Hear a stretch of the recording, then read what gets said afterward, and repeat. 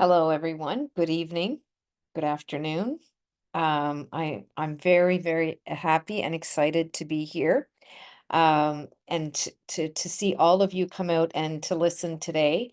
And I kind of feel like Dr. Sharma said, she doesn't feel like she's in the right space, or maybe she's not an expert. And I think I need to start with that, as I don't feel like I'm an expert in this, but I have done a bit of work on myself and within decolonizing educational leadership, some of the outcomes, let's say, of colonialism and in my work. So again, I thank you. And Dr. Cato, you did give me a springboard into springing into the educational field. So I hope that I can answer some of your questions or give some better direction. But then to your questions, so without further ado, I'll begin my presentation. And I had to choose to follow a PowerPoint. And I'll preface my presentation here a little bit that I don't normally read PowerPoints because I'm not a big lover of that. But I wanted to make sure I get my language right. And sometimes that's difficult when you're talking about colonization because there's so many words swirling around in your head. So one of the things that we do in Canada right now with a lot of decolonization. I'm trying to get my slide to change and it won't. Okay, here we go. Just a little bit of a background that I'm a Canadian, as you know, and in Canada right now, we are going through a really big transition with the truth and reconciliation with Indigenous people. And one of the things that we started doing in all of our meetings is the land acknowledgement. And this is talk about history, right? It goes back to not just us inhabitants of our land right now, but those that came before us. And so in starting this presentation, I thought, let me do a little Google search to see what Trinidad and Tobago says about their Indigenous people. And I found this, it's let's call it a white report. Oops, go back here. My Now my little arrows want to work. By Professor Rosemary Bell Antoine, and I think she's your former dean, maybe, if I have that correct. And so anyway, if you want to think about how you're acknowledging the people that came before you, then we must recognize our first peoples and make their communities sustainable, vibrant, and visible, reversing the centuries of neglect and abuse. So thinking about where to start, it doesn't start with you. It starts way beyond you. And so I think this is a place that if you really want to think of, decolonizing, where did it all begin? And I'm sure, Heather, you're thinking the same thing with your history. So I thought I'd bring this up. And unfortunately, some of the land acknowledgements now have become tokenized, which is you know, a big no-no. And so as well in this presentation, I have to begin by saying an acknowledgement to Dr. Ann Lopez, who is an instructor, a professor in the University of Toronto. And she just recently did a keynote at the Jamaican conference. And you can look at that keynote if you would like, because it's on our website, the CCEAM website. And I'm sure you'll find that just as informative. And I take a lot of what I talk about today from her work. So I have to acknowledge her work as a part of an extension of what I'm going to bring forth to you today. And without starting this presentation, yes, but I want to bring to you my positionality, because that is very important. As you listen to my words and listen to my thoughts and my beliefs, you need to know where I'm coming from. And sometimes we forget that we need to let people know what our own history has been.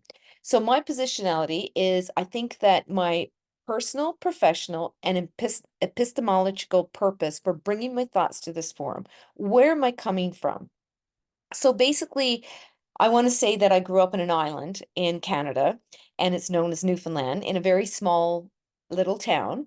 And I don't know if there's research on this, but I do know that I will stand by island mentality has a different mentality than mainland mentality. So I'd like for somebody to study that, or let me know people that have, because I'm all in favor of that expression of, you have an island mentality.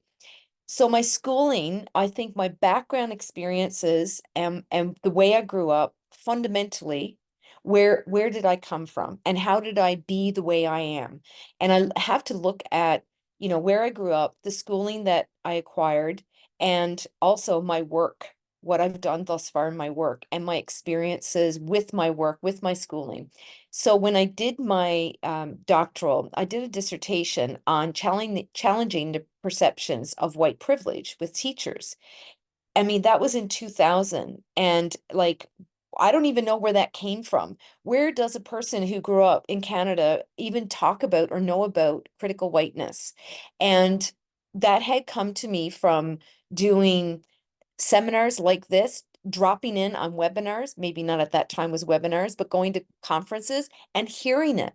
And I have to say that's back in 2000. And unfortunately, I don't think we've come colonization. And Heather, I have to agree, it is a life decolonizing. It's not something like a marathon where you start and you cross a finish line and you've you've arrived. It's not that. It's long, it's daunting. And I'll get into that a little bit as I move along. So I also want you to know that I'm speaking to you today in the colonizer's language. So keep that in mind when I speak. This is where I've come from. This is my positionality, and it's a colonizer's language. So I'm a cisgendered woman. I'm a settler colonizer. I'm well aware of that. I'm well aware of my privileges, and I have tried to make efforts to understand that more about myself. So that's where I stand, and that's where I come from. So I also want to preface this presentation in the point of this should be an awareness. Think of it as planting a seed. And I plant my seed and I water it. I plant a seed in you, that's your garden now, you can water it. So I always say to my students, and I'll say to anybody that I give a presentation to or talk to, it's like, I can't teach anybody anything. I can only make you think. So if I make you think today about one thing, two things, three things, whatever, I feel like I've done my job. I don't need to give you any new information. What I want you to do is take what I'm saying and think about it. So that it starts the awareness, because I think that's where learning comes from. And only you can shape your own learning. So that's what I preface. This whole conversation here today is about making you think. So what I've done to help make you think is I've put some questions at the bottom of each um, PowerPoint, each slide. And they're in red, not because they're blood, but maybe you need to feel like you're getting angry as you think about them. And that way you can start to think about some of these questions. Just like Heather has asked us to think about certain things about where we go next, what does it look like? I want to do the exact same thing for you. So, sit back and feel uncomfortable about some things, but also feel that it gives you lots to think about. So I think to begin this presentation, we really should have some sort of grounding of what decolonization looks like and what decolonizing leadership will look like. So it's sort of a grounding point here. So how do we give meaning to it? So decolonization is a process of undoing coloniality, okay, by removing the remnants of colonialism from all aspects of schooling and education. So I want to say here that, as Heather pointed out, education is the key, but it's also the problem. So it's like a double-edged sword. Education can perpetuate colonialism or it can dismantle colonialism. So whatever way, whatever swing that you're in and whatever rotating around that you're doing within education, I think you need to be aware of which part you are. Are you perpetuating or are you dismantling? Because education is a colonial area that is just perpetuates colonialism. And so decolonizing leadership is to critically examine educational leadership and reimagine how school leadership policies and practices can intentionally name and disrupt colonial remnants in discourses and practices of educational policy and an organization of schools. And I know that's a lot, So again, soak it all up. Let yourself ponder these definitions and these grounding of how, what is the practices of educational policy and organization of schools? What are these discourses? Okay, so as we look at decolonization, one of the words that come up is colonization and coloniality. So what are these? So basically, the goal of the colonizer and the colonizing enterprise was to create homogeneous understandings of social organizing practices built around authority and leadership, and a knowledge system of colonizers is centered. So that's why I say that education can perpetuate, because Eurocentric knowledges in education are being perpetuated because that's the colonizer's center. So coloniality resides in the day-to-day realities of education and schooling. It appears through neoliberal policies of meritocracy, acts of racial discrimination, misogyny, patriarchy, homophobia, transphobia, and other forms of oppression. Okay, so here's your first thought of question. How is knowledge tied to colonization? How is knowledge production and dissemination? Your beliefs and values or other beliefs and values? The way you make sense of things, your sense making, your policies, practices, and so much more. So if you think about where knowledge has come from, how is that tied to colonization? And if you can't identify it, that's okay, because that's a first step, is just taking that first step to identify what might that look like. So Heather, thank you so much, because you did bring me to this point of the colonial legacy. So this is threaded through everything that happens right now. So schooling has historically been a site of colonization and assimilation, a contemporary site of language and cultural regeneration and transmission. And I cannot bring you a better example than the residential schools that went on in Canada, where Indigenous children were brought to residential schools for the sole purpose of assimilating them into Eurocentric beliefs and values. They weren't allowed to speak their language. They were giving white people's names.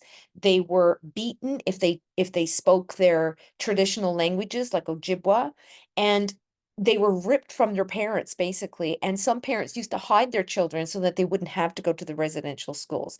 And there was so much abuse, emotional, mental, sexual abuse. And the people that ran these schools were the churches, put in place by the Canadian government. And so this is historically, it's been cited. And has it continued? Maybe not as strong as that, but can we see threads of that in our schooling system today? And I would also like to point out that educating and schooling are two separate ideas, okay? So coloniality and education must be named and disrupted, and in all aspects of schooling and school leadership through decolonizing education. And again, I will go back, we'll move into that a little bit further about the frameworks and what that's going to look like. There's a continued presence of structural racism and white supremacy in school leadership policies and practices. So that's the colonial legacy. Okay.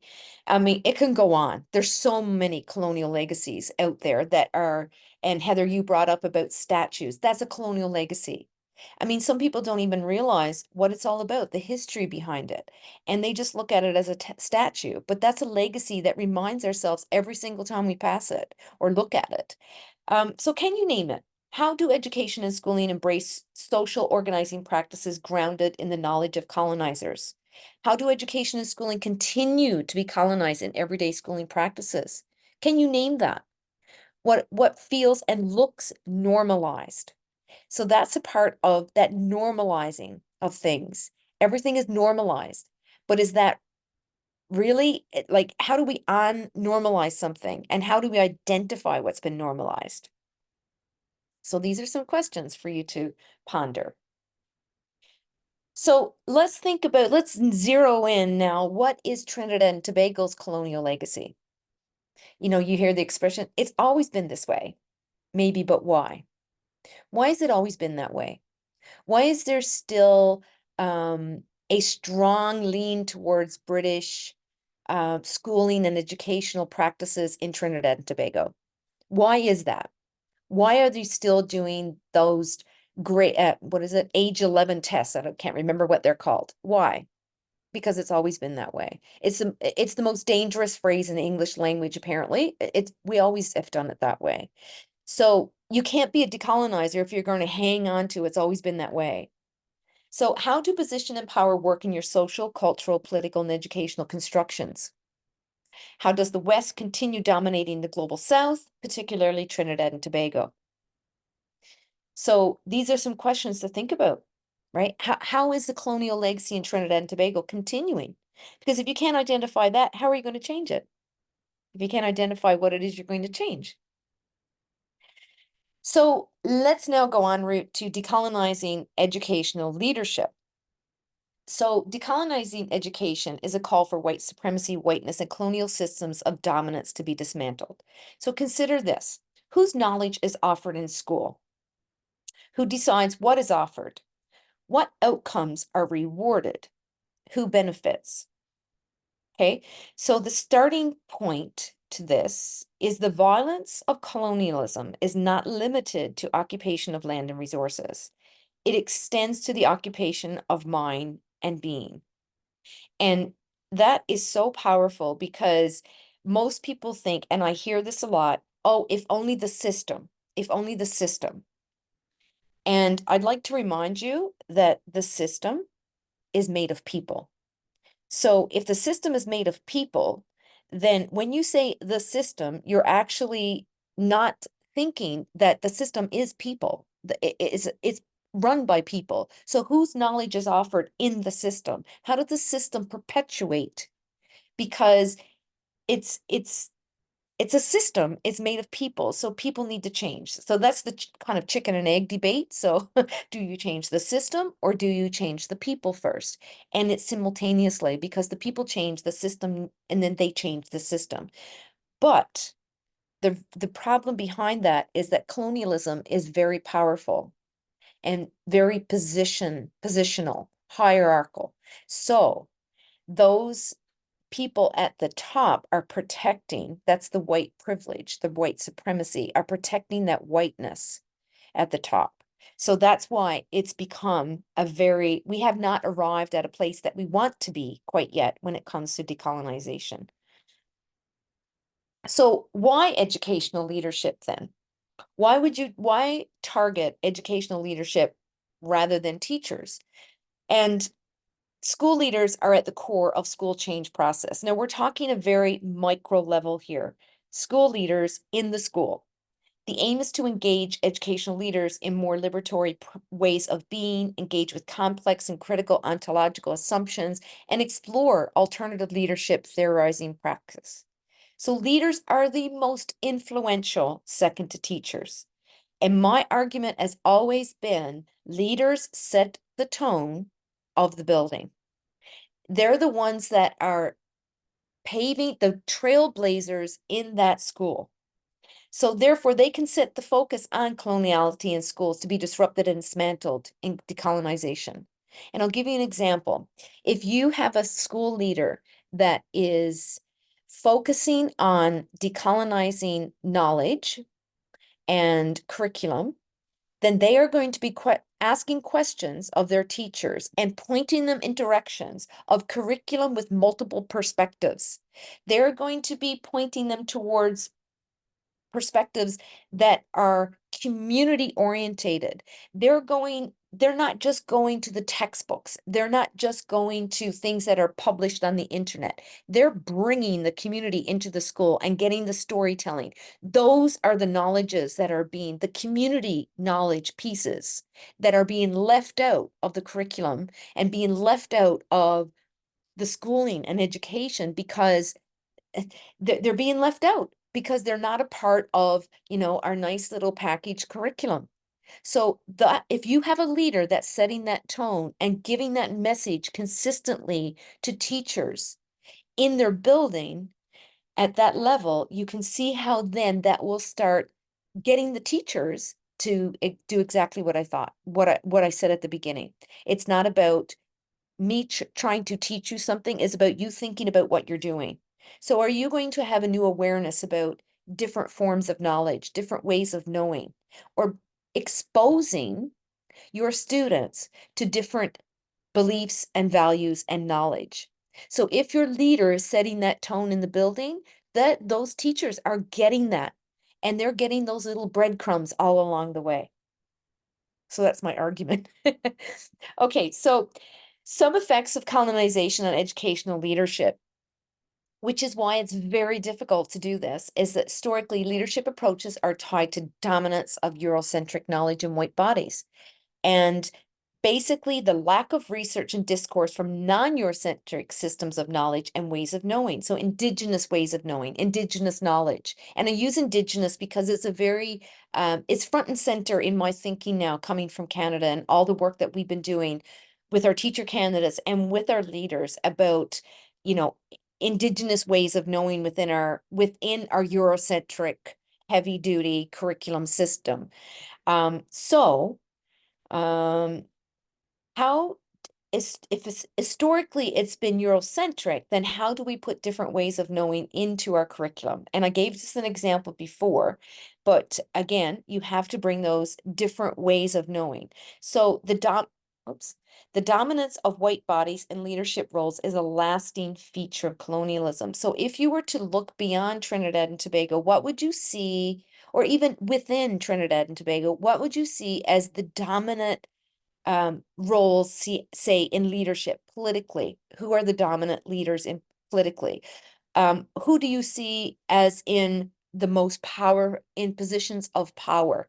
Are they people that are leaning more towards those Eurocentric knowledges? Okay, are they supporting and perpetuating those, or are they pushing for other forms of knowledge? So the goal is in educational leadership to decolonize educational leadership. The goal is decolonize discourse and reposition educational leadership in a way that reconstructs systems that affirm the identities and knowledge of marginalized peoples and create spaces of inclusion and belonging. And there is a difference between inclusion and belonging. I include you, I invite you to the table. You sit there, but nothing you say is taken. Belonging is I sit you at the table, I invite you, I include you, and I make you feel like you belong there because of you're valued for what you bring to the table. And I use a table, and people say, don't use a table because a table is very colonizing type thing. So it's like I bring you to the space. Okay. So again, the goal to decolonize educational leadership is to find an alternate way of leading schools that will intentionally see schools as part of the resistance to modern forms of colonization, disrupting white supremacy, settler colonialism, and taking back what was lost, not only in Western countries and all aspects that Europeans colonized, stole not only land, but cultures and knowledge. And this is very tricky because if you are oppressed with a cultural and social capital, you have to really unpack some of your cultural and knowledge in order to see if that is oppressed culture and knowledge or colonial um, forms of culture and knowledge. And sometimes it's a mix. It's a mix of things. The goal is to decenter Eurocentric ideology and cultural systems and recentering of knowledge of indigenous and other colonized peoples that have been ignored. Now, I will say one point of this being ignored, but also excluded, because if you look at, for example, in academia, we have journals that we publish, peer-reviewed journals. If I were to submit to a journal a storytelling type research, it probably wouldn't be accepted because it's not of the scientific rigor that they're looking for, which means that a lot of knowledges have been ignored in those spaces. And and that's so again, that's not correct, but we need to work on that. The goal is how to do this, right? How do we achieve these points that I'm making here? How do we make educational leadership um the how do we make these alternative ways of leading schools? Okay, so in order to Oh, Heather, I can thank you enough that you have to look back at history in order to know how you're going to move forward. So the history of educational leadership, it's been normalized within Western Eurocentric understandings of leadership. It's wrapped up in systems of power and reinforces ideologies, practices of status quo. You look at leadership and you think it's authoritative or it's hierarchical. In the 20s, Weber began leadership of enduring romance with the great men theory, right? I mean, the vital to the success of organizations and societies. And in conclusion, over the years, Western frameworks of educational leadership have ignored alternative epistemologies in the study and practice of educational leadership. So who is leading your, this is a good question for you to envision. Who is leading your schools? But most importantly, who is missing in leading your schools? And consider educational leadership preparation programs, the objectives of the program, the frameworks, the courses, the literature used, and so on, and what the framework is. So what is the framework of these leadership preparation programs? Are they challenging colonialism? Do they have decolonizing leadership frameworks in place? What are the structures of patterns of power within these preparation programs? And who is controlling this? So just if you look at this picture, thinking of the history of leadership, educational leadership, and obviously there are other types of leadership approaches like servant leadership and transformational, even transformative right now, that are coming into our mix after in moving into after the 2000s. So the more we learn about educational leadership and different approaches, the more we are becoming more people-centered and followers rather than authoritative. But there's still a long way to go. But you can see from this picture that it's been very leaning towards a Eurocentric um, frameworks. Okay, so the next slide I have here, I found on the internet and I thought was quite interesting. And thinking about the past of leadership, the present, and the future.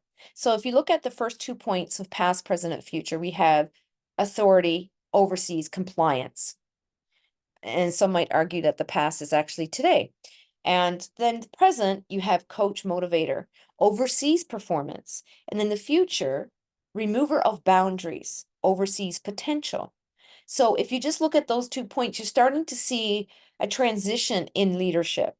But obviously, we need to have a much stronger focus with decolonizing educational leadership. So as with everything, it starts with you, right? We can't really decolonize educational leadership unless the person, it starts with you within, has a decolonized mindset. Okay, so as I move into the next slide here, I want you to think about this. So this has always been my kind of go-to a few of my go-to phrases. We don't see things as they are, we see them as we are. So you've got to understand that what you're seeing is who you are. And everybody sees the world differently, right? So that's the thing we need to think about. We don't see things as they are, we see them as we are. So as you think about it starts with you, it's very complex. You're going to see things that you think it's fine, but when you start hearing other people, then you start to see things differently, and that's what it's all about, right? Being able to understand that there are many different beliefs and values and truths and untruths. So who are you?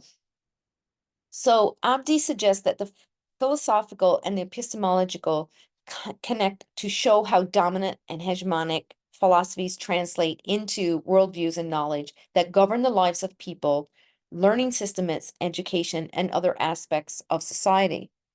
So what is your philosophy of educational leadership? And I'll come back to this in when we talk about things to do. How was it formed? Why? And what might be missing? Many people forget to look at what might be missing. So We're going to come back to this as a way to start your decolonizing educational leadership framework as you move into looking at your philosophy. Okay, so as we're saying, we start with you. Let's see, can you identify the leader? So if you have, this is just to sort of highlight that you have a perception of leadership. We all do. We all have a perception of what a leader should look like. We all have a perception of what, when you walk into a school building and you're looking for the leader, who would you look for? You all have a perception of that. There is some sense making that's gone on and stereotyping maybe that is thrown in there as well. And you say, okay, when I walk into the school and you're looking for the principal, who is it going to be? Okay, so if you look at these images, what you see is there's the historical educational leadership frameworks coming through here. The leader is the one at the center. The leader is the one that's helping someone else. The leader is the one that looks a little different. The leader is always in the front, right? And you can see these just in a simple Google search. What is a leader? Or give me a picture of a leader. This is what you see. Just to show you an alternative perspective, this is a pack of wolves. And if you look at them, the leader is at the back. In the front, you have the oldest or the sickest, and then the 5 strongest are behind, as it explains here in the picture, right? And how you see how this is just an alternate perspective of leadership. Instead of always thinking that the leader needs to be in the front, the leader can be in the back. So just shaking up your perspective for a little bit here. Okay, so how do we begin to see the world as we are? So one cannot enter decolonizing practice holding beliefs that uphold white supremacy, patriarchy, and neoliberal notions of education and schooling. One of the tools of control for the colonizer was the breaking of the mind and spirit, making the colonized lose confidence in themselves and their ancestral knowledge. An example of colonized minds are present today in people who live in former colonies. So if you are entering decolonization, but you have not done work on yourself to understand how you're colonized, how you're seeing the world, then it's a good place to start to look at yourself. And go back to the slide that says, start with, it all starts with you. So 2 approaches or concepts that I would like to think that you can keep these in your mind as you move towards an uncomfortableness as you try to challenge yourself and your beliefs and your values is transformative learning. That's one.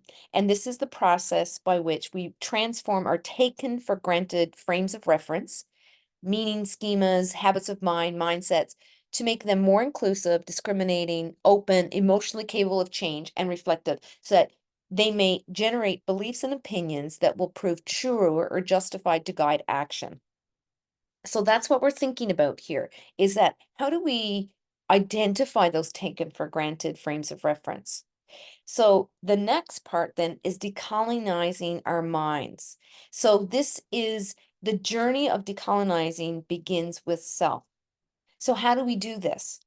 How do we decolonize our minds? How do we engage with transformative learning?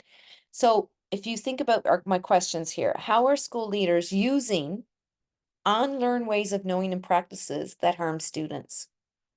So that's that perpetuating colonial legacy, that unconsciously doing it and using unlearned ways of knowing, and is actually harmful to students. And how will a critical examination lead to relearning, rereading, and reframing of knowledge and practice? Okay, so these are 2 questions to think about. A suggested framework for phrases of decolonization: naming, reflection, and action. Okay, so you name it, then you reflect upon it, and then you either change action or do some other type of action or move forward with an action. So this is the problem here. Naming. If you are working within a colonized mindset and you're naming something that is a colonizing legacy, you may or may not be as successful in the reflection and the action as what you want to be.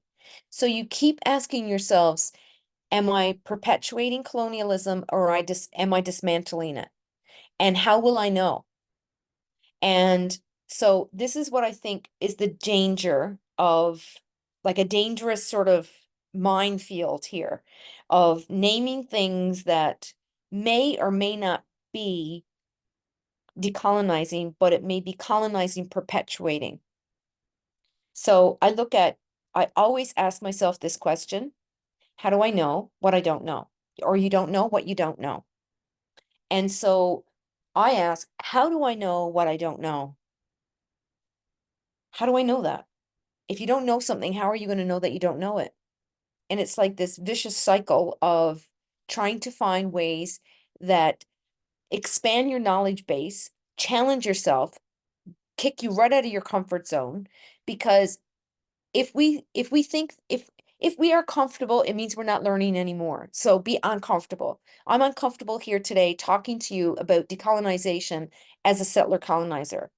But I feel like I need to talk about this. I need to get feedback. I need to hear your point of view. I need more, because I'm not going to be good at decolonization and decolonizing educational leadership and pushing that agenda if I don't understand my own colonizing points of view, right? So I put myself in spaces like this where I'm going to feel uncomfortable. And I think that's a good thing, to feel uncomfortable. It's also, as I prepared to speak to you today, I wanted to make sure that um the things that I give you are the things that are in my head. Maybe you think you're nuts, you don't know what you're talking about, or you're a colonizer, how are you ever going to understand? But I want you to know that that's the kinds of things that I think about and become uncomfortable. These are the things that keep me up at night when I'm trying to sleep. Okay, so if you're going to begin with yourself, right? So how do we know what we don't know? So Baptiste, and she is an Indigenous scholar from Canada, suggests that attempting to decolonize ourselves and actively resist colonial paradigms is complex and daunting. It is. It's very complex. So what is it that you do not know? How do you find out what you do not know? Are you perpetuating colonialism unconsciously through your unexamined thoughts and actions? Of course, the answer is yes, right? Of course we are. But we put ourselves in spaces that will hopefully, I don't need someone to challenge me. I need someone to give me seeds to plant so I can go off and think about it, because I need to be my own teacher, and I need to wrestle with some of these things on my own as I'm working through who I am and what I know and what I don't know. So I'm sure most of you have heard of Pablo Freire and his critical consciousness and critical dialogue. So for me, I think beginning with a critical consciousness. So really, once you're aware, you can't be unaware. So you have an awareness. So I'm hoping that this talk from all of us here today has created an awareness, because that's where it all comes from. Your critical consciousness is kickstarted into action. You are now starting to think about things that maybe you never thought about before. So for decolonization, educational leaders and educators must develop critical consciousness and adopt an agentic mindset. Theory, as we all know, without practice remains inert knowledge. And so I always say this to people, was like, when I discuss things of what is learning, right? What is learning? And they say, oh, it's knowing something. And it's like, well, I know I have the cure to cancer. I know it. But what did I do with it?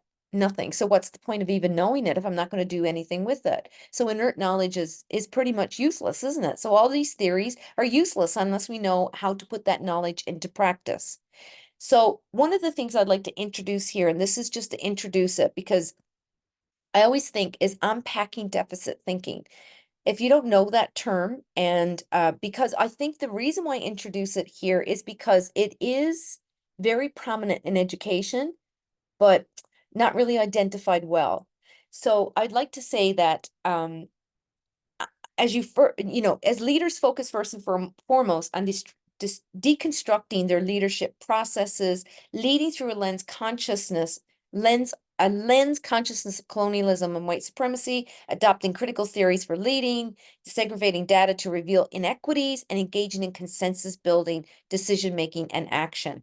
So if you think about deficit thinking, you really got to stop, and that again is triggering those beliefs and values. What do you believe about people when you see them? And are those assumptions that you have guiding your actions? And so that's a part of deficit thinking. I'll leave it there because that's a whole other webinar. Okay, so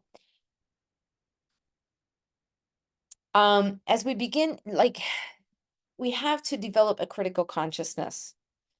And developing critical consciousness involves change in knowledge and perspectives, including reflection, political efficacy, and critical action.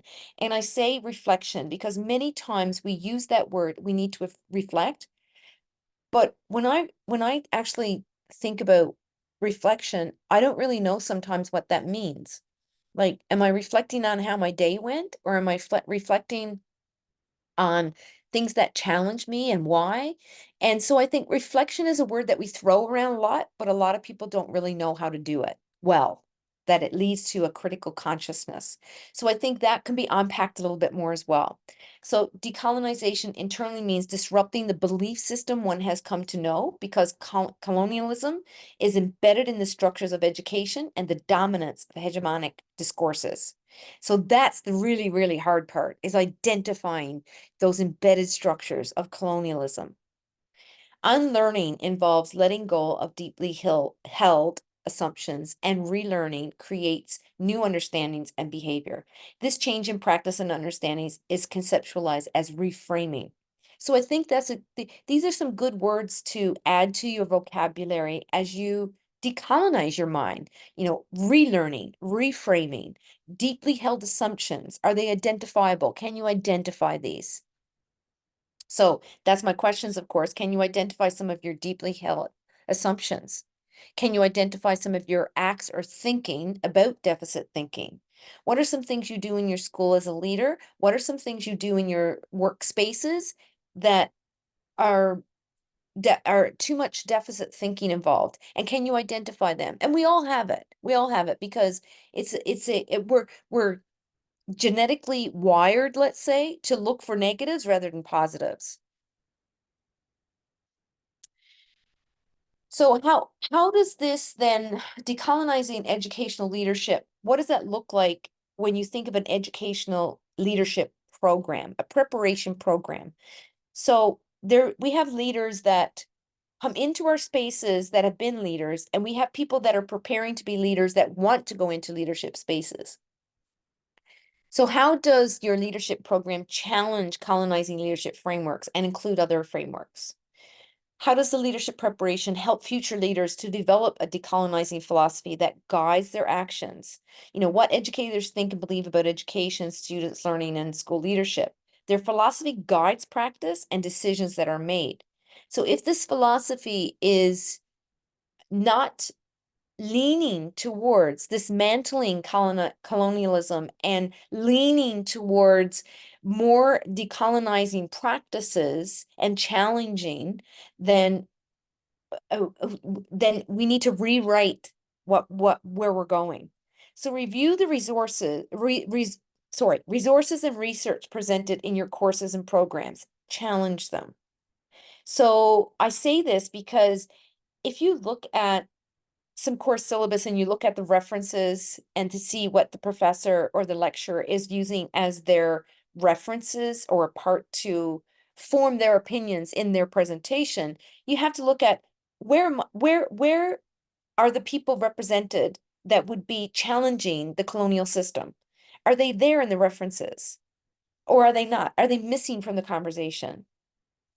And is there a specific focus? Because I do know, I'll stop there for a second, because I do know that the global north dominates research. And so if your professor is only drawing from global north research and presenting resources from there, then guess what? It's a colonial mindset. It's a colonial framework that you're being presented with, and you need to challenge that. Is there a specific focus on decolonizing educational leadership in the preparation program? Is it discussed and threaded through the program in every course? Are the course instructors aware of their positionality? Have they engaged in decolonizing their minds? No different than a teacher that has not stepped back and understand her beliefs or his beliefs and values and are now in a classroom teaching. Are they the most dangerous person in the school? Because they may be perpetuating colonialism and not even knowing it. Or the worst, or even worse, I should say, is somebody that thinks they're not perpetuating colonialism, but they are because unconsciously they haven't decolonized their mind yet. So how will that feel and look like in how you engage in leadership? Okay. What will it feel and look like in practice? So what are some of these points that I'm bringing up? What is that going to look like in practice? And I think, Heather, you had a great point of you have to understand, you have to see it. You can't you can't say, here's an arrow, now shoot the target. And the first question would be, where's the target? Oh, I don't know. We haven't figured out where we're putting the target yet. We just need to give you a bow and arrow to shoot the target. It's like, but there is no target. So you need to know what it's going to look and feel like.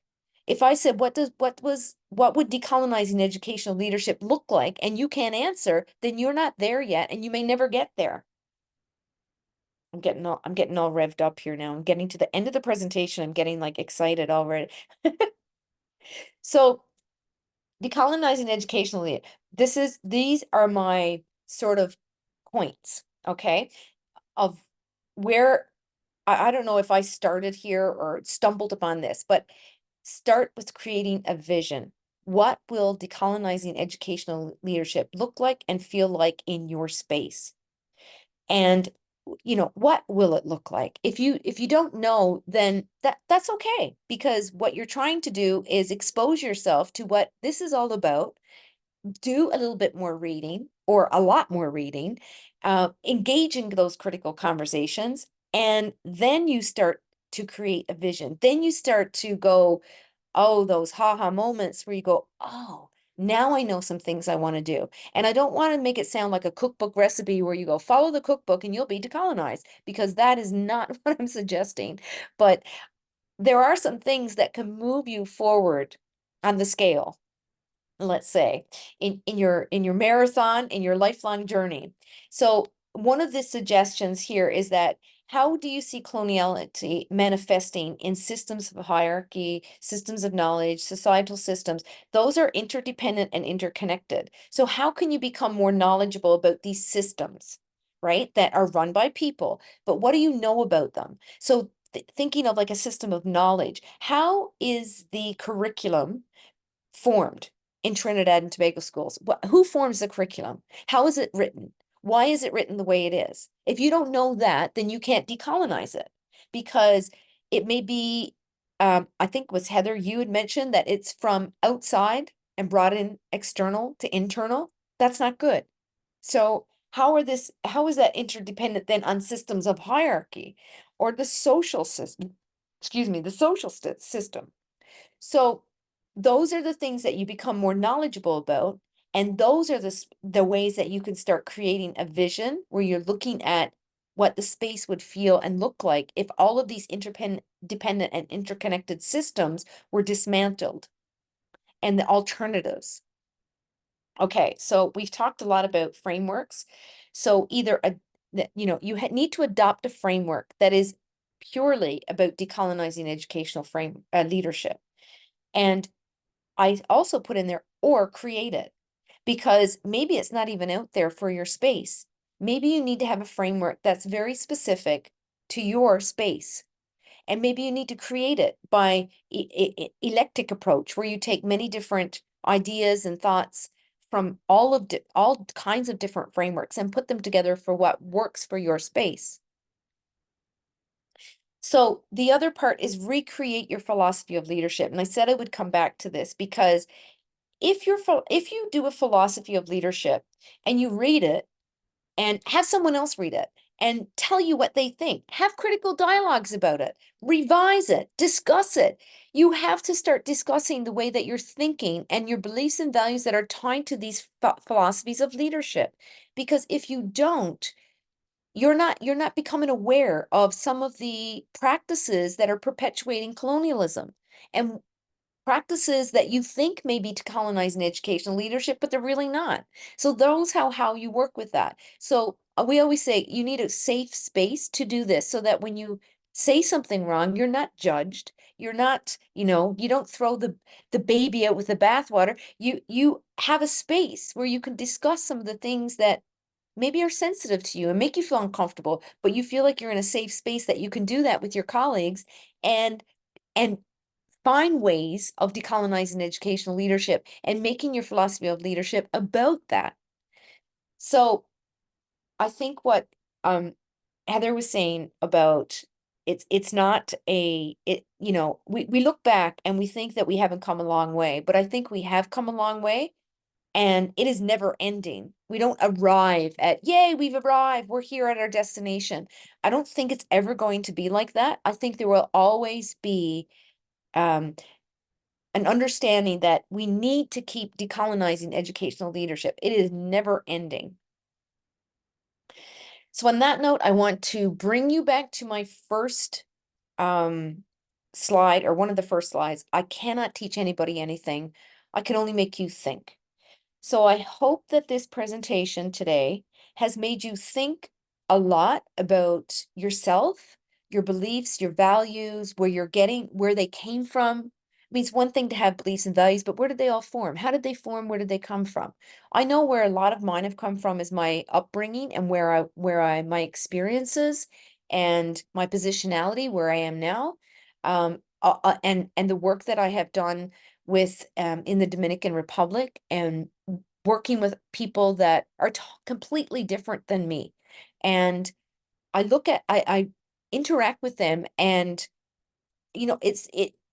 it helped me think about the things that were right there as common day, taken for granted things and assumptions that really made me challenge my own beliefs and values. And I don't, my position is I'm a never ending piece of work and I need to keep working on things that I'm doing. And so I hope that this presentation has really planted a seed in your garden, water it, let it grow, and please keep thinking about what you're doing. And I always say, once you know, you can't unknow.